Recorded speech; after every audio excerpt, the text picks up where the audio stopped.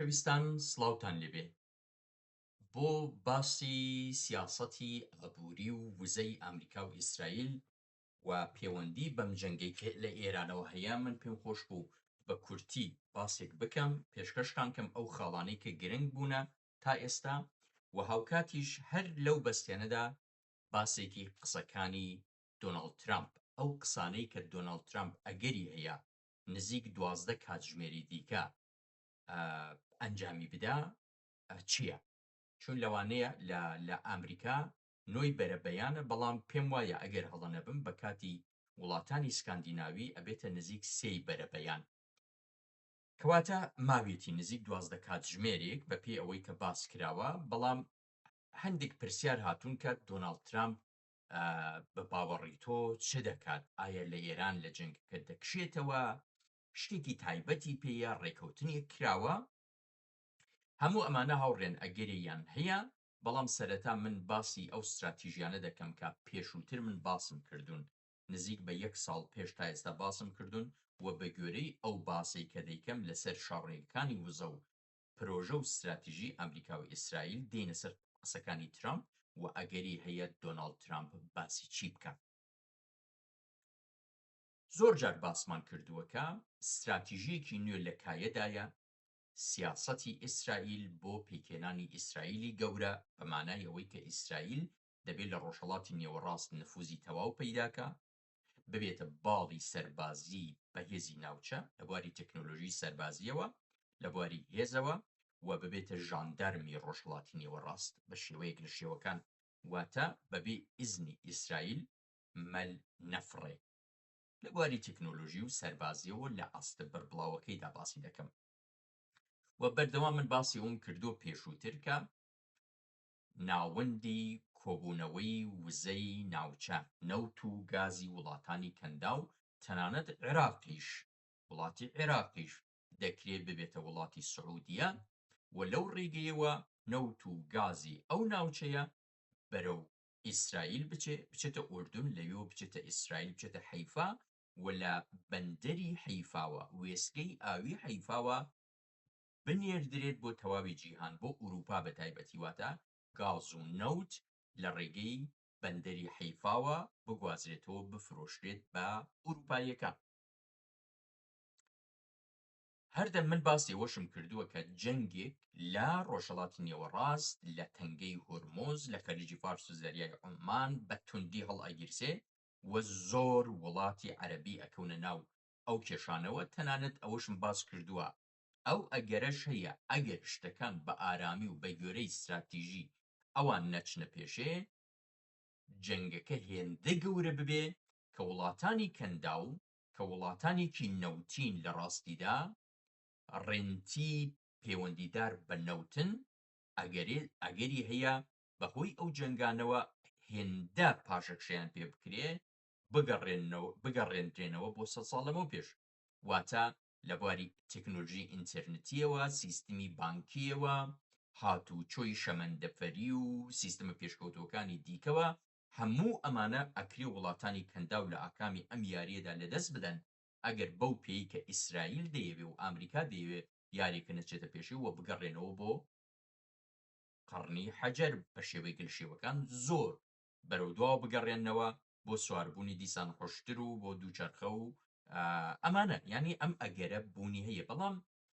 ئەوەی کە ئیسرائیل مەبەستێتی کە ئەوان بێن وزەکەیان لە ڕێگەی ئیسرائیلەوە وڵاتانی کەندا و کۆبکەنەوە لە ئاکامی ئەم ئاڵۆزیانەی کە لە ڕۆژهەڵاتی نێوەڕاستدا لە خەلیجی فارس و زەریای عوماندا لە گەروی هورموزدا دێتەکایە نەوتی قەتەر و ئیمارات و عومان و بەحرەین و ئەمانە لە ڕێگەی سعودیەوە بێتە سعودیە و لەوێەوە لە ڕێگەی لوولەکێشیەوە بیبەن بەرەو ئوردن و بەرەو ئیسرائیل لەبەرەوەی کە تەنگەی هورموز یا گەروی هورموز بەم لە ڕوانگەکانی منەوە پێشووتریش گوتومە پێویست بۆ دابخرێت تووشی کێشە بکرێت لە چوارچێوەی سیاسەتی وزەی ئەمریکا و سیستمی پێترۆدۆلاری ئەمریکا کە بریکسیان لە بەرابەر پێکێنابوو وڵاتی چین ڕێبەرایەتی بریکسی دەکرد نزیک 20 وڵاتی تێدا کۆ کردبەوە کەواتە هاوڕێن ئەمە ئەو سیاسەتەی ئێستا ئێمە دەیبینین جەنگەکە ئەنجام دراوە و من پێم وایە لە کۆتاییدا لە قسەکانی ترامپدا باز دەکەم کە چەندە ئەم قسانە ئامانجەکانیان پێکاوە و ترامپ ئەتوانێت چی بڵێ.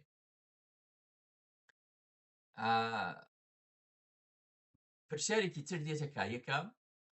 ئەو ئێرانی ئەو حکوومەتە ئەگەر نەکەوێ ئەو ڕێژیمە ئەگەر نەکەوێ کە من هەردەم یەکێک لە بەرچاوترین بژاردەکانم بۆ پاش جەنگ ئەوە بووەکە ئەگەری هەیە ئەو حکوومەتە نەخەن وەک چۆن سەدام حوسێنیان هێشتەوە لە 91ەوە تا 2023 وەک چۆن بەشار ئەسەدیان هێشتەوە لە 2011ەوە تا 2025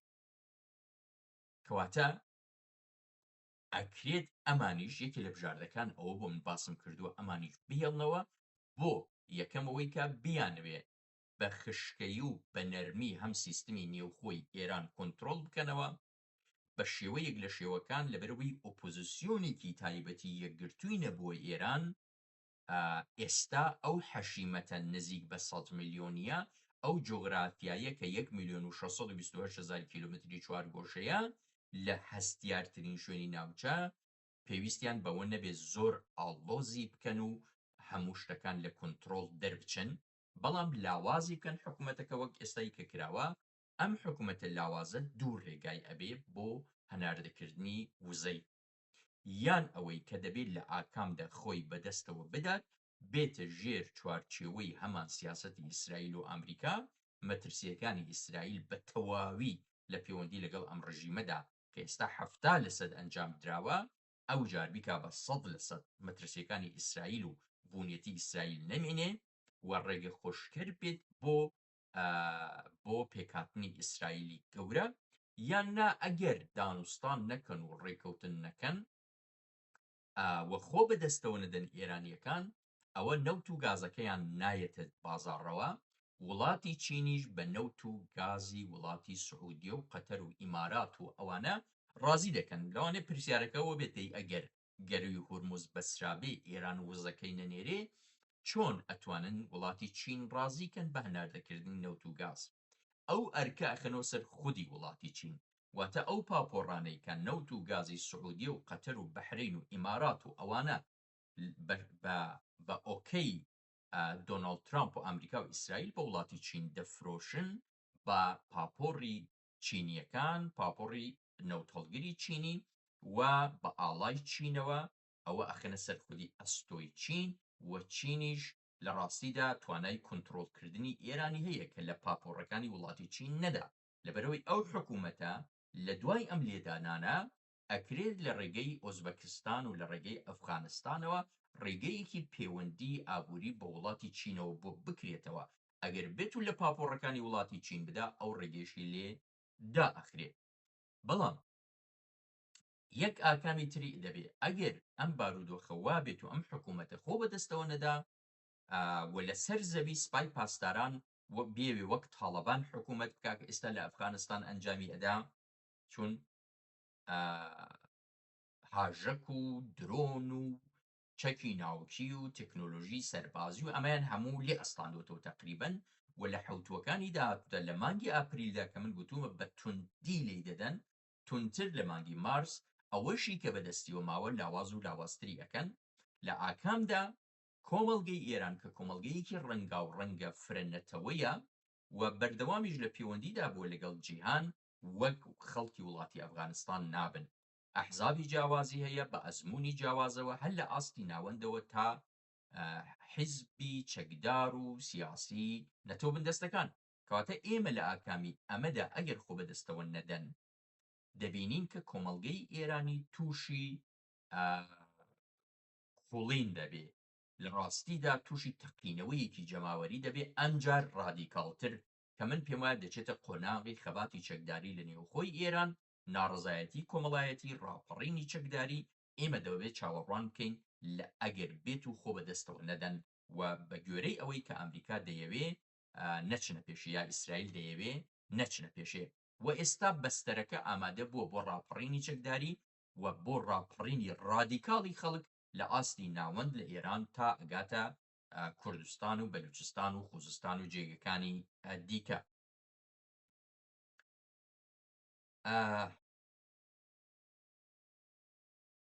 هاوڕێیان ئێستا لە قۆناغێکداین وردە وردە دەبینین کە ئیسرائیل خەریکە هەندێک ئامانجی دیکە دەپێکی ڕژیمی ئێران لاواز کراوە باس لەسەر بەهێزکردنی ڕێککەوتنامەی ئیبراهیم بە باوەڕی من یەکێکی دیکە لە استراتیژیەکانی ئیسرائیلە ئەمریکاشە کە ئێستا ئیدی زەوینەی بۆ ساز کراوە بەهێزتری دەکەن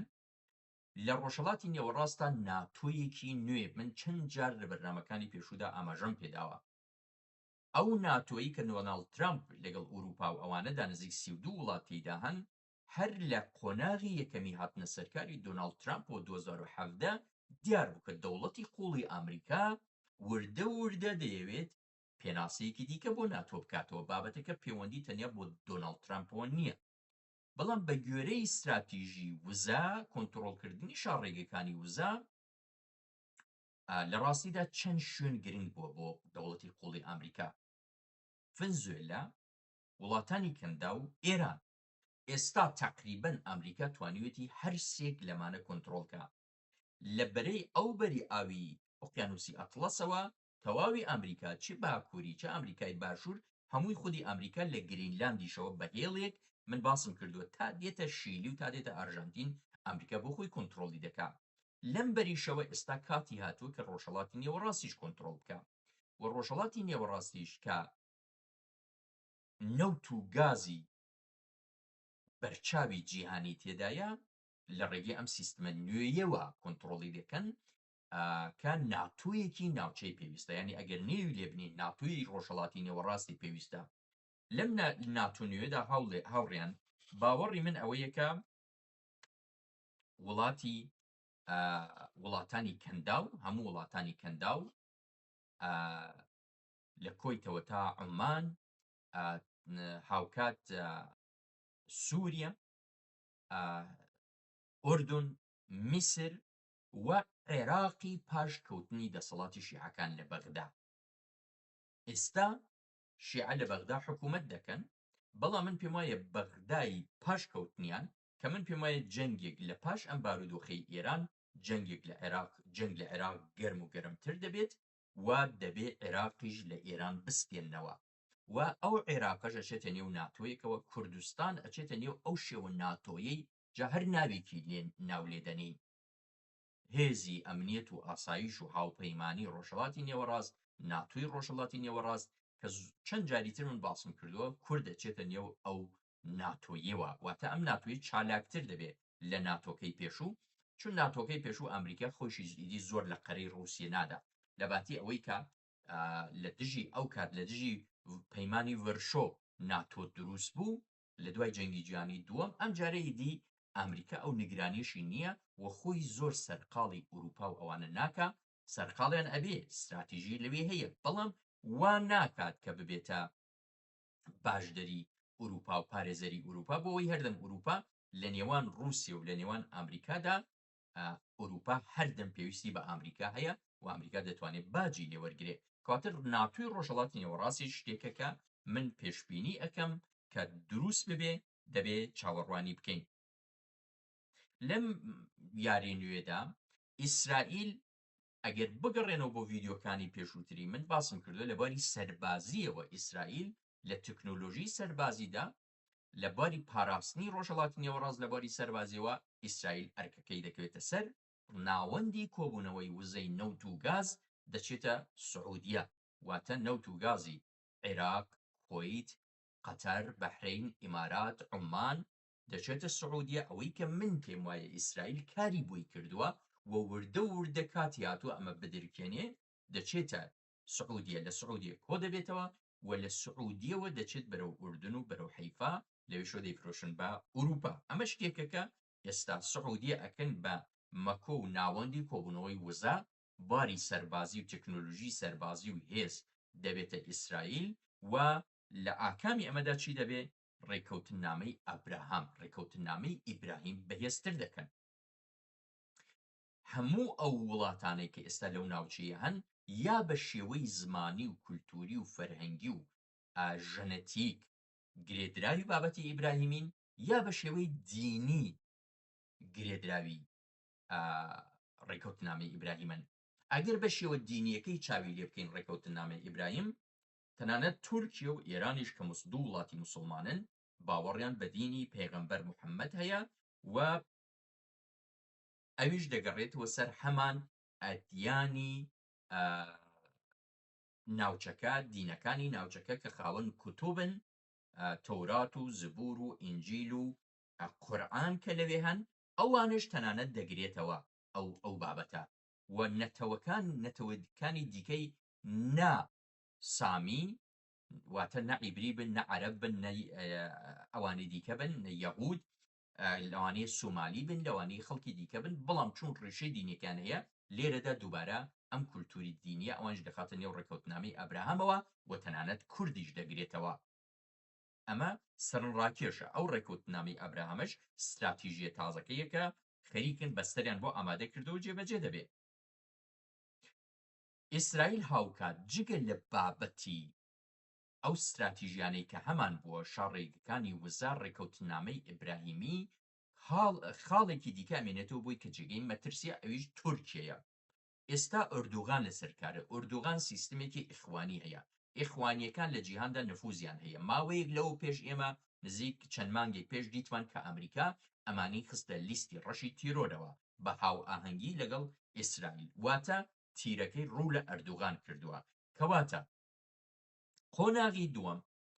بابەتەکە ئەردوغانە و دەبینین لەو ماوەیەشدا ئەردوغان چەند پەیامێکی داواکە ئەو فرمێسکەی کە لە ئێران دەڕژێت جیاوازی نییە لەگەڵ ئەو فرمێسکەی کە لە غەزا یا لە لوبنان یان لە تورکیە دەڕژێت.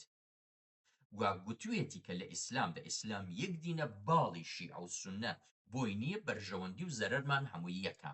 ئەم پەیامانەیە، ئەم پەیامە ئیخوانیانە لەلایەن سەرۆکی ئیخوانیەکانی جیهانەوە کە دۆناڵدکە کە ئەردوغانە مەترسی بۆ سەر ئیسرائیلە و هەر ئەمە ئیسرائیل دەیکا بە بەهانە بە باوەڕی من بۆ ئەوەی بەر لەوەی ئەردوغان لادن، کە من پێم وایە ئیسرائیل ئێستاش دەتوانێت کاری بکە ئەردوغان لادن، ئەمریکا دەتوانێت، بەڵام لای نادن. بۆ یەکەمەوەی کە نزیک 2028-2029 هەڵبژاردنە لە وڵاتە، بەڵام تا ئەو کاتە ئێستا 2026 لەم 2 بۆ 3 ساڵەدا لە ڕاستیدا من وای ئەبینم کە ئیسرائیل تورکیا لە بەرەی قوبرس لە زەریای سپی ناوەڕاست تووشی جەنگێک دەکات. هەم لە بواری ئابووریەوە دیار ئێستا ئابووریەکەی زۆر داڕوخاوە. ئەم جەنگی 34 ڕۆژەیە تا ئەمڕۆ لە دژی ئێران تا ئێستا نزیک 6 میلیارد دلار زیانی لە وڵاتی تورکیە داوە. بەڵام لەسەر بابەتی قبرسی باکووری کە تورکیا 1974 داگیری کردووە، من پێم وایە تەنگی پێ هەڵەچنن یونان و ئیتالیا و ئیسرائیل، بەرتەنانەت فەڕەنسەش بۆ سەر زەریای سپی ناوەڕاست و بەرژەوەندیەکانیان لەوێ، باوەڕم ئەوەیە جەنگێک تووشی تورکیە دەکەن، بەڵام لە کاتی بوونی ئەردوغاندا، چون ئەگەر ئەردوغان بگۆڕن ئەو بەهانەی ئەتوانێت نەمێنێ عیلمانیەکان دێنە سەرکار کە ئەتوانن زۆر دەرگا بکەنەوە بۆ دانوستان بۆ ڕێککەوتن لەگەڵ وڵاتانی ڕۆژاوایی، لەگەڵ ئوروپا، تەنانەت لەگەڵ ئیسرائیلیش ببنە هاوپەیمانی ئیسرائیل، و ئیسرائیل ئەمەی دەوێ ببنە هاوپەیمانی، بەڵام لە ئێستادا نایەوێ، چون ئەو دەیەوێت لە استراتیژیدا وەک ئەوەی بەسەر ئێرانیاندایەنا بەسەر تورکیەشدا بێ. ئەمە قبرسیش خۆی بۆ ئامادە دەکات کە وڵاتی قبرس یەک خاتەوە، واتە هەموو قبرس بگرێتەوە دەست، و لەمەدا یونانیش قازانج دەکات. کۆمەڵێک دوڕگەی یونانی هەن کە یونانیەکان چاوێن لەسەری دەبێت و تەماعی سیاسی و استراتیژی و ئابووری تایبەت بەخۆیان هەیە، کەواتە دەبێت چاوەڕۆی ئەم بارودۆخەی تورکیش بکەین. هاوڕێیان لەسەر قسەکانی دۆناڵد ترامپیش من چەند قسەیەک بکەم بۆ چوونی خۆم، کە ئەوەی کە ئەمڕۆ یا با بڵین ئەبێتە 2/4 بە کاتی ئوروپای ناوەندی نزیک 3 دەمە بەیان دەبێت، 3 بەرە بەیان دەبێت. باسی چی ئەکا 2/4 2026 ئەکرێ باسی چی بکە؟ ئەوەی کە من خۆم بە لێکدانەوەی قسەکانی ترامپ ئەتوانێت ئاکامێک بێتە دەستم، ئەوەیە باسی لەوانەیە جەنگی دژی ئێران دەکات کە ئەگەری هەیە ئەوەی کە باسی کردو تا ئێستا دووسیا حوتوویەکی تر ئێمە ئەو جەنگە درێژە دەدەین و ئەگەری کشانەوەی هێزەکانی ئەمریکا، بەڵام هەندێک مەرجی هەیە و هەندێک شت باز دەکات کە لەوانەشە جەنگەکە زیاتر توول بکێشێ. ئەمەش یەکەمەوەی بۆ بازار ڕێجیان کنترۆل بکە، وەک ئاوکشونێک بێوێت سات و سەودا یا قسەکان بەگوێی ئەو بدات کە هەندێک بزانێ دشکردەوەیان چییە، مەزاتێک وەڕێ ئەخا لە ڕاستیدا لەو مەزاتەدا من پێم وایە چاوەڕێ هەندێک دەستکەوتی ئابووریشە و لەوانەیە کۆمەڵگەی ئەمریکاش بێوێ هێور بکاتەوە لەبەرەوەی لەو ماوەیەدا خۆپیشاندان لە دژی دۆناڵد ترامپ و جەنگەکە کراوە و ئەمەش لەبەرەوەی کە بۆ هێوری دەکاتەوە بۆی پێیان بڵێ جەنگ بە زووی کۆتایی دێ ئامادەکاری بکەن بۆ هەڵبژاردنەکانی نێوان خولی ئەمریکا کە لە مانگی نۆڤامبرە لە مانگی 11دا ئەنجام دەدرێت بۆی کۆماری خوازەکان کۆنگرە لەدەست نەدەن، کۆنگرەی ئەمریکا زۆرینەی کۆنگرە لەدەست نەدەن. بابەتی هورموزیش باز دەکا، گەروی هورموز من پێشووتر لە باسەکانیشمە باسم کرد، ئێستاش پێم وایە ئەمریکا و ئیسرائیل بەگشتی سیاسەتیان ئەوە نەبووەکە گەروی هورموز بە زووی بابەتەکەی چارەسەر بێ. ئەوە دەبینین ئێستا دۆناڵد ترامپ دەڵێ ئەوەی کە نەوت لەوێەوە دێنێ با خۆیان لە خەمێکی خۆیان بخۆن، با خۆیان بچنە ناو تەنگی هورموز و جا باش دەدەن جەنگ دەکەن، با خۆیان خەمێک لە خۆیان بخۆن. و ئەگەر ئامریکاش گەروی هورموز لە ڕاستیدا ئاسایش و ئەمنیەتەکەی دابین نەکات و کۆنتڕۆڵی نەکات و خارک نەگرێت و ئەوانە چی دەبێ؟ هەردەم ئەمریکا لە سێبەریش بووە بۆ خۆی، تەنانەت ئەگەر لەگەڵ ئێرانیشە ڕێکەوتن بکرێ ئامریکا بە قازانجی نابێت و گەروی هۆرموز هێور نابێتەوە، بەردەوام پاپۆڕەکان لەوێ لیان دەدرێت و لە چوارچەوەی ئەو استراتیژیەتی کە باسم کرد ئالێرەیەکە نە ئیسرائیل دەیەوێت نە ئەمریکا کە گەروی هۆرموز بە تەواوی ئاسایی بێتەوە. لە ئێستادا لانیکەم لە ئێستادا نایەنەوێت تا بزانن داهاتووی ڕووداوەکان بەرەوکوێ ئەچن. باسێکی تر کە دۆناڵد ترامپ دەیکا ئەو هەڕەشانەی کە لەسەر ناتۆ ئەنجامی ئەدا، ئایا ڕادیکاڵتر لەسەر بوونیەتی ئەمریکا لە ناتۆ قسە دەکا؟ لەوانەیە ڕادیکاڵتر قسە بکە، بەڵام ئایا بڕیاری پیشانەوە دەدا؟ من تۆزێک بە دووری ئەزانم، لەبەرەوەی ئەمریکا هەر ئێستا نزیک 800 بنکەی جۆراوجۆری لە چوارچێوەی جلوبەرگی ناتۆدا لە کونوکە لەبەرەکانی جیهاندا هەیە. لەو ناوچانە بکشێتەوە کۆمەڵێک مەترسی دروست دەکات بۆ سەر هاوپەیمانانی. ئەگەر لە ناتۆ بکشێتەوە بێگومان سیستم و ڕێکاری دیکە دێتەکایە و ئەمە مەترسیە. بۆ نمونە ئەگەر لە چوارچێوەی هاوپەیمانەتی ناتۆدا بۆ نمونە بێوێ لە ڕۆژهەڵاتی نێوەڕاست بکشێتەوە، ئەوە ئەو ڕژیمە بریندارەی کە ئێستا هەیە دەتوانێت مەترسی بۆ سەر وڵاتانی کەندا و بەجددی دروست بکە و ئەمەش سیستمی پێترۆدولاری ئامریکا دەکاتە مەترسیەوە. هاوکاری ئوروپای نابێ ئەو کات وڵاتان لە ڕۆژهەڵاتی نێوەڕاست لەوانەیە سیاسەتەکەی لە ئێستادا ئەگەر ئێستا ڕای بگەینێ زیان بکە،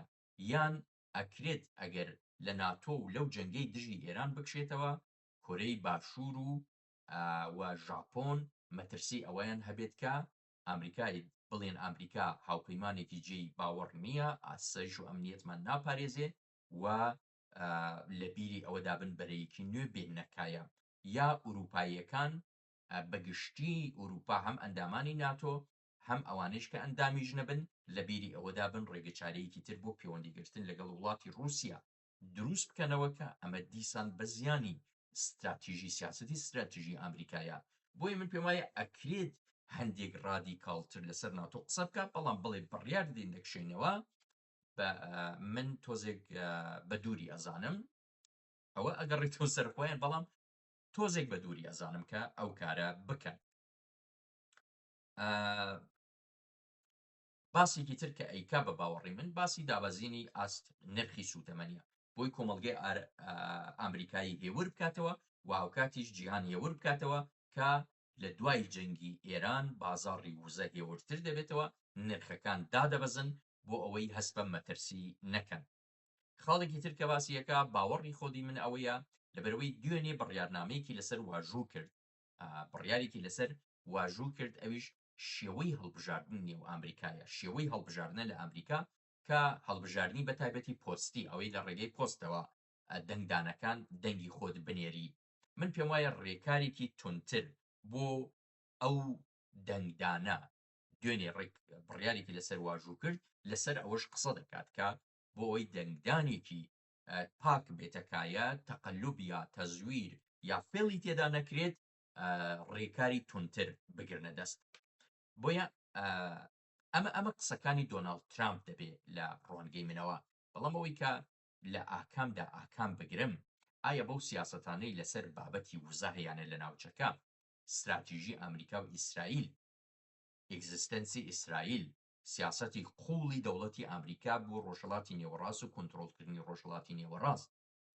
ئەو سیاسەتی کە ڤنزوێلایان هەیە ئێستا ئێران و وڵاتانی کەنداوی و ژیانگرتووە کێبەرکێ لەگەڵ وڵاتی چین ئەمریکا لەو جەنگەی کە ئێستا هەیە پاش ئەو سێحەوتووە یا پاشکشە دەکا ترامپ بڕیارێکی وا دەدا من بە دووری ئەزانم لەبەرەوە بووە گوتم ئەگە هەر شێوە پاشەکشەیەک و هەر شێوە پاشەکشەی ئەمریکا لە ناتۆ باڵانسی هێز هاوسەنگی هێز لە هەموو جیهاندا ئەگۆڕێ هەر لە کورەی باشوور و ژاپۆنەوە تا ڕۆژهەڵاتی نێوەڕاستە تا وڵاتانی ئوروپایی بە تەواوی ئەو زلهێزی ئەمریکا دێتە ژێر پرسیارەوە وەک زلهێزێکی گەورە لە جیهاندا نامێنێ و من پێشم وان نییە ئەمریکا ئەمە بکواتە جەنگ لە دژی ئێران لەوانەیە ئەمریکا وەک خۆی ئەمە خاڵێکی تری گرنگە ئەمریکا وەک خۆی ئیدی بڵێ من لە جەنگەکە بەشداری جەنگەکە نابم و قۆناغەکەی تەواو بووە بەڵام ئیسرائیل لێی دەدا بۆ لەبەرەوەی کە تا ئێستا تا ئەم 34 ڕۆژەی کە کراوەتەوە تا سێ حەوت دیکە کە ترامپ دەڵێ هەمە هەین و لێی دەدەین مەترسیەکانی هاژەک یا موشک و مەترسی درۆن و ئەوانە تەواو لە ئێران ئەستێننەوە و ئەو دەم ئیسرائیل بەتەنیا خۆی دەتوانێت ئەو هێرشانە بکە کە دەڵێن ئیسرائیل بەتەنیا خۆی دەتوانێت واتە بارتەقای هێزی ئیسرائیل چەکی ئیسرائیل ئیتر وەڵام دەرە بۆ لێدانی ئەو ڕژیمە کە پاشماوەی جەنگەکەیە ئەوەی کە پێویست بۆ لە نەتەنز و لە عێراق و لە فردۆ و لە پارچین و ئەو شوێنە گرنگانەی کە بۆمبی ئەمریکای پێویست بووە لێی دراوە نزیک 80% و ئەم سێ حەوتوێ لە باقیەکەشی دەدرێت کە دەڵێن نزیک 3500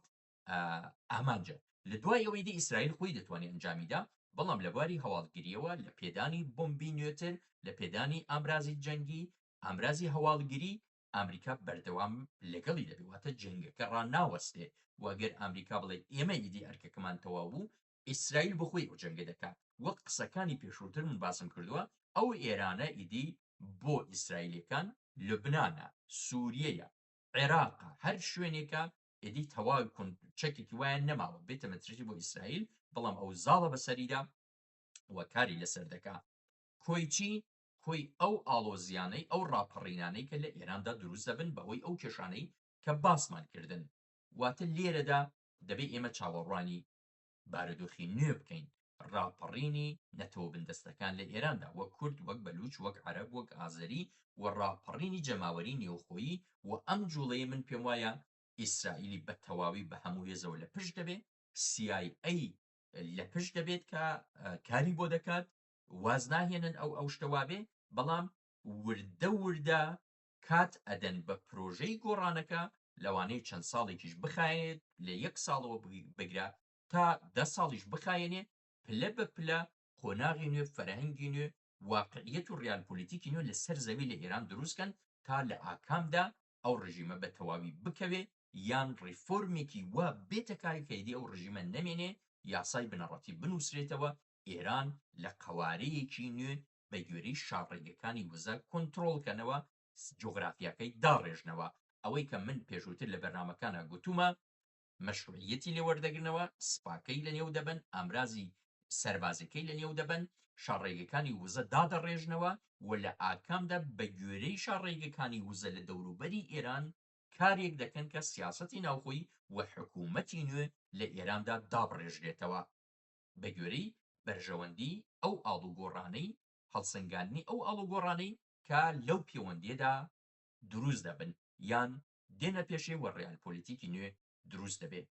عەزیزان ئەوە ئەو زانیاریانە ئەو شتانە بوون کە من خۆم هەم لەسەر سیاسەتی استراتیژی ئەمریکا و ئیسرائیل هەم بووە دامەوە خزمەتتان و بیرهێنانەوەیەک بوو و هەم ئەوەی کە ئایا دۆناڵد ترامپ دەڵێ چی لەو ئاخاوتنەی کە بڕیارە ئاخاوتنی گرنگ بێ وا بازەکەن ئاخاوتنی گرنگە و پەیوەندی بە ڕۆژهەڵاتی نێوەڕاست و جیهانەوە هەیە زیاتر لەوە کاتان ناگرم تا پێگەشتنەوەیەکی دیکە هیوام ساقی و سڵامەتیتانە و بەخوای گەورەتان ئەسپێرم کات شاد